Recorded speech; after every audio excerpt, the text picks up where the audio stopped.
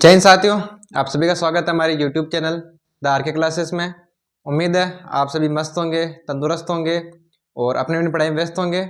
तो कल हमने प्रश्नावली 1.1 के क्वेश्चंस कर लिए थे। आज हम प्रश्नावली 1.1 के सारे उदाहरण देखने वाले हैं। अगर आपने पिछला वाला लेक्चर नहीं देखा हो तो उस लेक्चर को एक बार जरूर देखें, क्योंकि उसमें हमने क्वेश्चन सारे ही देख लिए थे। आज हम देखने वाले हैं उदाहरण। तो उदाहरण नंबर 1 है हमारे पास में, संख्याओं 4 की घात n पर विचार कीजिए। जहां n एक प्राकृत संख्या है, जांच कीजिए कि क्या n का कोई ऐसा मान है जिसके लिए 4 की घात n अंक शून्य पर समाप्त होता है। यानी हमें जांच करनी है क्या 4 की घात n कभी शून्य पर समाप्त हो सकती है। तो सबसे पहले कि संख्याओं 4 की घात n, तो 4 की घात n पर क्या करना है, विचार करना है।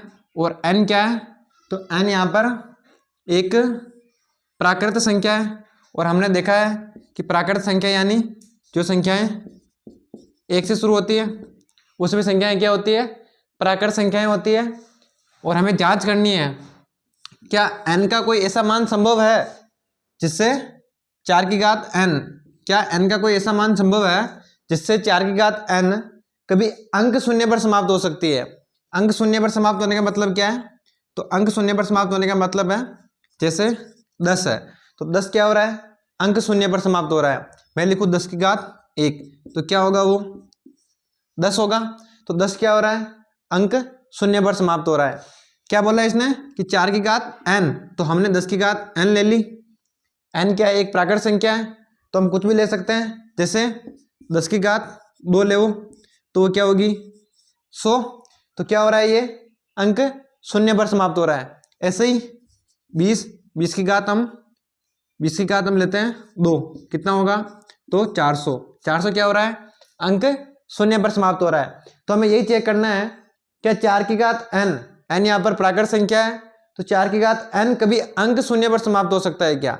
तो अंक शून्य पर समाप्त, जैसे ये संख्याएं समाप्त हो रही है तो इनके एक बार हम गुणनखंड देखते हैं। जैसे 10 के गुणनखंड करेंगे तो हमारे पास में आ रहे हैं 2 × 5, क्या आ रहे हैं 2 × 5। वैसे 20 के करेंगे तो हमारे पास में आ रहे हैं 2 × 5, क्या आ रहे हैं 2 × 2 × 5।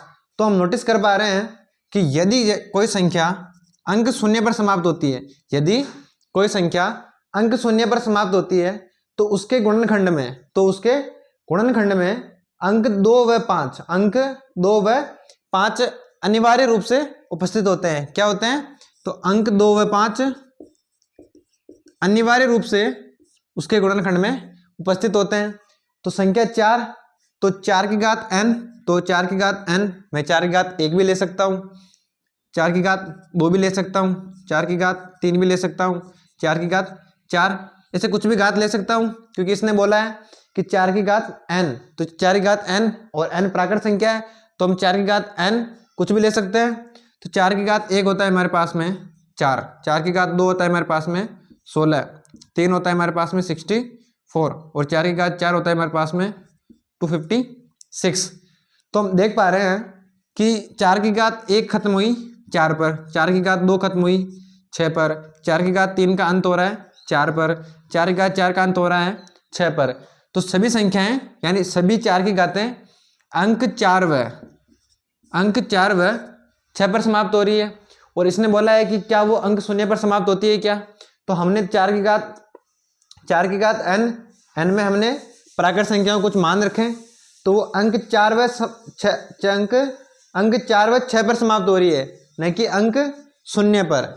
और अंक शून्य पर समाप्त होने के लिए क्या होना चाहिए, तो अंक शून्य पर समाप्त होने के लिए संख्या को 2 व 5 उसके अभाज्य गुणनखंड में होना अनिवार्य है। तो हम 4 के एक बार गुणनखंड कर लेते हैं। 4 के गुणनखंड करेंगे तो हम 2 × 2 हमें प्राप्त होता है। तो संख्या 2 तो हमारे पास में है, पर संख्या 5 इसमें अनिवार्य रूप से उपस्थित नहीं है। अतः ये संख्या 4 की घात n क्या अंक शून्य पर कभी समाप्त नहीं हो सकती। तो एक बार इसको सिस्टमेटिक तरीके से लिखते हैं। एग्जाम में किस प्रकार से लिखना है, तो हम लिख सकते हैं कि किसी भी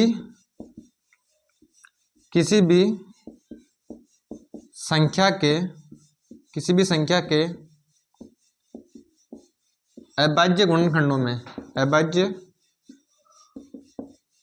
गुणनखंडों में, अभाज्य गुणनखंडों में संख्या 2 व 5 उपस्थित हो तो वह संख्या अंक शून्य पर समाप्त होती है। तो वह संख्या अंक शून्य पर समाप्त होती है किसी भी संख्या के अभाज्य गुणनखंडों में। यदि संख्या 2 व 5 उपस्थित हो तो वह संख्या अंक शून्य पर समाप्त होती है। हम 4 के गुणनखंड करते हैं, 4 की घात n के गुणनखंड करेंगे तो हमारे पास में 2 गुणा 2 क्या प्राप्त हो रहा है हमारे पास में, 2 गुणा 2। तो हम लिख सकते हैं कि 4 की घात n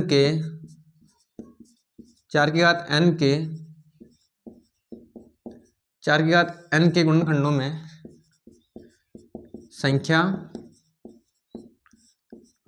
5 का अभाव है, संख्या 5 का अभाव है। अतः 4 की घात n अंक शून्य पर समाप्त नहीं हो सकती। क्या नहीं हो सकती, तो अंक शून्य पर समाप्त नहीं हो सकती, क्योंकि अंक शून्य पर समाप्त होने के लिए किसी भी संख्या के अभाज्य गुणनखंडों में क्या होना चाहिए, तो 2 व 5 उपस्थित होना चाहिए। संख्या 4, तो 4 की घात n में 2 व 2 उपस्थित है, न कि 5, तो 5 का यहाँ पर अभाव है। अतः हम लिख सकते हैं कि 4 की घात n के गुणनखंडों में संख्या 5 का अभाव है। अतः 4 की घात n अंक शून्य पर समाप्त नहीं हो सकती। तो आसान क्वेश्चन है वैसे। तो उदाहरण नंबर 2 है हमारे पास में, संख्याओं 6 और 20 के अभाज्य गुणनखंडन विधि द्वारा HCF हाईएस्ट कॉमन फैक्टर फिर LCM लोएस्ट कॉमन फैक्टर ज्ञात कीजिए। तो इसे कैसे हल करेंगे, तो हल करने के लिए सबसे पहले हमें 6 और 20 के अभाज्य गुणनखंडन करने हैं, उसके बाद में HCF व LCM ज्ञात करेंगे। तो सबसे पहले 6 20 के गुणनखंडन करते हैं। तो 6 में सबसे पहले भाग जाता है 2 का भाग जाएगा इसमें 3 बार, 3 में 3 का भाग जाएगा 1 बार। हमें ये याद रखना है कि इधर जिस भी संख्या का भाग देंगे वो संख्या क्या होगी, वो संख्या होगी अभाज्य, वो संख्या क्या होगी अभाज्य। और अभाज्य संख्या छोटी से छोटी अभाज्य संख्या का भाग देना है सबसे पहले। यानी 6 में वैसे जाने में तो 3 का भाग भी जाता है, पर अपने को 3 से भी अगर कोई छोटी संख्या है अभाज्य तो उसका भाग लगाना है। तो 3 से छोटी अभाज्य संख्या 2 है और 2 का इसमें पूरा भाग जा रहा है। तो सबसे पहले हम 2 का भाग लगाएंगे, फिर अगर 2 का भाग नहीं जा रहा हो तो हम 3 का भाग लगाएंगे। उसके बाद में 20, तो 20 में 2 का पूरा भाग जाता है, 2 का भाग जाएगा इसमें 10 बार। अब 10 में 2 का भाग वापस से जाता है 5 बार। अब 5 में न तो 2 का भाग जाता है न ही 3 का भाग जाता है। हम कैसे देखेंगे कि अगर 2 का भाग नहीं जाए तो फिर अगली अभाज्य संख्या 3 है, 3 का नहीं जाए तो फिर अगली अभाज्य संख्या 5 है, 5 का नहीं जाए तो 7। ऐसे भी अभाज्य संख्याओं को भाग देना होता है।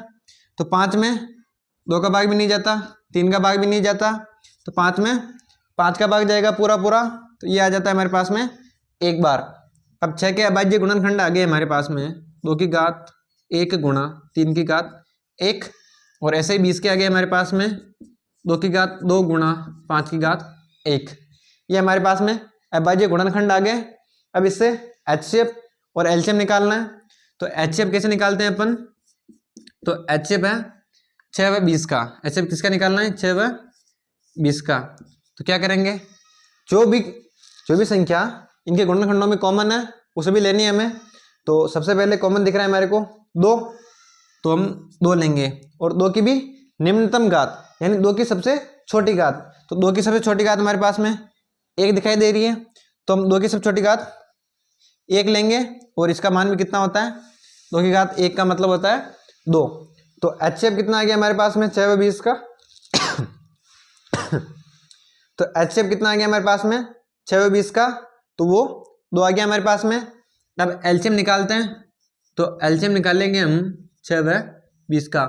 तो एलसीएम में सब कुछ लेना है, तो एलसीएम में हम 2 भी लेंगे, 3 भी लेंगे, 5 भी लेंगे। तो 2 भी लेंगे, 3 भी लेंगे, 5 भी लेंगे, और इनकी भी अधिकतम घात है। तो 2 की अधिकतम घात यहाँ 2 है, 2 की अधिकतम घात 2 है, 3 व 5 की अधिकतम घात 1 ही है।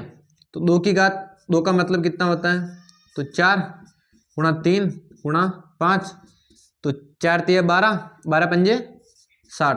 तो 60 क्या आ गया हमारा, 60 हमारा इसका एलसीएम आ गया। तो 6 व 20 का एलसीएम कितना आ गया 60, और 6 व 20 का एचएफ कितना आ गया 2।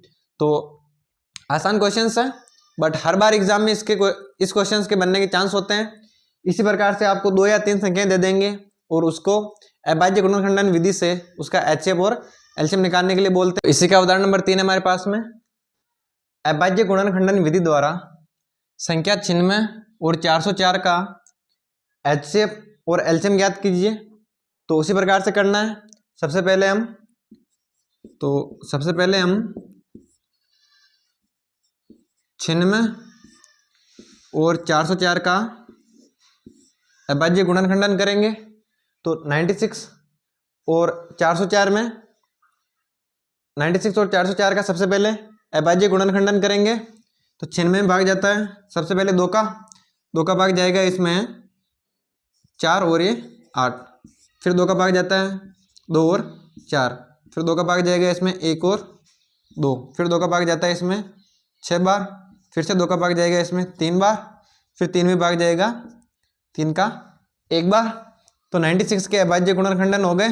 अब करते हैं 404 के। तो 404 में सबसे पहले भाग जाएगा 2 का, 4 में 2 बार 0, फिर 4 में 2 बार। अब 2 का भाग जा रहा है वापस से 2 में 1 बार, 0 का 0, 2 में 1 बार, 101 में सिर्फ 101 का भाग ही जाता है। तो 96 और 404 के अभाज्य गुणनखंडन हो गए। अब इसको एक बार सिस्टमेटिक तरीके से लिख लेते हैं। तो 2 की घात 1 2 3 4 5, 2 की घात 5 गुणा 3 की घात 1, 96 के गुणनखंडन आ गए, और 404 के आगे हमारे पास में 2 की घात 2 गुणा 101 की घात 101 की घात 1। तो अब निकालना है हमें सबसे पहले एचसीएफ। तो एचसीएफ कैसे निकालते हैं अपन, एचसीएफ निकालना है 96 और 404 का, वो होता है जो दोनों में कॉमन है वही एचसीएफ होता है, और उसकी भी निम्नतम घात यानी छोटी से छोटी घात। तो दोनों में 2 कॉमन है, और 2 की सबसे छोटी घात 2 की घात 2 है। तो 2 की घात 2 दोनों में कॉमन है, 3 और 101 कॉमन है ही नहीं, तो 2 की घात 2 होती है हमारे पास में 4। तो 4 क्या आ गया हमारा HCF, 4 क्या आ गया हमारा HCF। और एलसीएम कितना आएगा हमारे पास में, तो एलसीएम लेते हैं हम 96 और 404 का। तो HCF में जो कॉमन है वही लेना है, बट एलसीएम में जो भी संख्या हमारे को दिख रही है वो सभी संख्याएं लेनी है। तो हमारे को एक तो 2 दिख रहा है, 3 दिख रहा है, 101 दिख रहा है। तो 2 3 101, और इनकी भी बड़ी से बड़ी घात। तो 2 की सबसे बड़ी घात है 2 की घात 5, 2 की घात 5, 3 की और 101 की तो एक घातें ही हैं। तो इसको सोल्व कर लेते हैं। तो 2 की घात 5 का मतलब होता है 32 गुणा 3 गुणा 101, 2 की घात 5 होती है 32। अब इसको सोल्व कर लेते हैं। तो 3 दूनी 6, 3 तिया 9 इंटू 101। अगर इसको अपन और सोल्व करते हैं तो ये आएगा हमारे पास में 96 कितना आएगा हमारे पास में 96। तो एलसीएम कितना आ गया हमारे पास में 96 यानी 9696, और एचसीएफ आ गया हमारे पास में 4। उसी प्रकार से करना है इसी को भी, उसी प्रकार से करना है इस क्वेश्चन को भी, इसी प्रकार से करना है इस क्वेश्चन को भी जैसे हमने अदर क्वेश्चंस करे हैं। इसका लास्ट क्वेश्चन बच रहा है हमारे पास में उदाहरण नंबर 4। 1.1 का अंतिम उदाहरण बच रहा है हमारे पास में उदाहरण नंबर 4। उदाहरण नंबर 4 है हमारे पास में संख्या 6, 72 और 120 का अभाज्य गुणनखंडन विधि द्वारा एचसीएफ और एलसीएम ज्ञात करना है। तो अब तो हम HCF और LCM ज्ञात करना सीख गए हैं, बहुत सारे क्वेश्चंस कर लिए हमने, तो इसका भी कर देते हैं। तो सबसे पहले संख्या 6, 72 व 120 के क्या करेंगे हम, तो सबसे पहले अभाज्य गुणनखंड करेंगे, उसके बाद में HCF व LCM निकालेंगे। तो 6 के अभाज्य गुणनखंडन करेंगे तो सबसे पहले 2 का भाग जा रहा है, इसमें 3 बार, 3 में 3 का भाग जाता है 1 बार, तो 6 के गुणनखंड हो गए। अब 72, तो 72 में 2 का भाग जाता है 36 बार, 36 में 2 का भाग जाएगा 18 बार, 18 में 2 का भाग जाता है 9 बार, 9 में 3 का भाग जाएगा 3 बार, और 3 में 3 का भाग 1 बार। ऐसे ही 20, 120, तो 2 का भाग जाता है इसमें 60 बार, 60 में 2 का भाग जाएगा 30 बार, 30 में 2 का भाग जाता है 15 बार, 15 में 3 का भाग जाएगा 5 बार, 5 में 5 का भाग जाता है 1 बार। तो इसको एक बार लिख लेते हैं सिस्टमेटिक तरीके से। तो 6 को हम लिख सकते हैं 2 की घात 1 गुणा 3 की घात 1। ऐसे ही 72 को लिखेंगे हम 2 की घात 3, 2 की घात 3 गुणा 3 की घात 2। ऐसे 120 को लिखेंगे हम, 120 को लिख सकते हैं हम 2 की घात 3, 2 की घात 3 गुणा 3 की घात 1 गुणा 5 की घात 1। क्या लिख सकते हैं, 2 की घात 3 गुणा 3 की घात 1 गुणा 5 की घात 1। अब हमें निकालना है इसका HCF। तो HCF में हम क्या करेंगे, तो HCF निकालना है हमारे को 6, 72 व 120 का। किसका निकालना है, तो 6, 72 व 120 का। तो HCF में जो कॉमन है और उसकी भी निम्नतम घात, तो तीनों में 2 कॉमन है और 2 की सबसे छोटी घात है 2 की घात 1, तो हम लेंगे 2 की घात 1 गुणा तीनों में 3 भी कॉमन है और सबसे छोटी घात है इसकी 3 की घात 1, तो ये आ जाता है हमारे पास में 6। कितना आ जाएगा हमारे पास में, तो ये आ जाता है हमारे पास में 6। एलसीएम लेंगे इन्हीं संख्याओं का 6, 7, 6, 72 व 120 का। तो एलसीएम में जो भी संख्या हमारे को दिख रही है वो सभी लेनी है। सबसे पहले तो 2 दिख रहा है, 3 दिख रहा है, 5 दिख रहा है, 2, 3 व 5, तो 2, 3 और 5 इनकी भी उच्चतम घात है। 2 की घात 3, 3 की घात 2 और 5 की घात 1 उच्चतम है। 2 की घात 3, 3 की घात 2, 5 की घात 1 उच्चतम है। 2 की घात 3 का मतलब होता है 8, 3 की घात 2 का मतलब होता है 9, 5 की घात 1 का मतलब 5 ही होता है। तो 8 9 72 गुणा 5, तो ये आ जाएगा हमारे पास में 5 दूनी 10, हासिल गए 1, 7 पंजे 35 और 1 36। कितने आ गए हमारे पास में, तो एलसीएम आ गया हमारे पास में 360। कितना आ गया 360। तो प्रश्नावली 1.1 के चारों उदाहरण हमने कंप्लीट कर लिए। उदाहरण नंबर 4 था हमारे पास में 6, 72 पे 120 के अभाज्य गुणनखंड करने थे और उसके बाद में उसका एलसीएम और एचसीएफ ज्ञात करना था। तो एचसीएफ आ गया हमारे पास में, एचसीएफ आ गया हमारे पास में 6, एलसीएम आ गया हमारे पास में 360।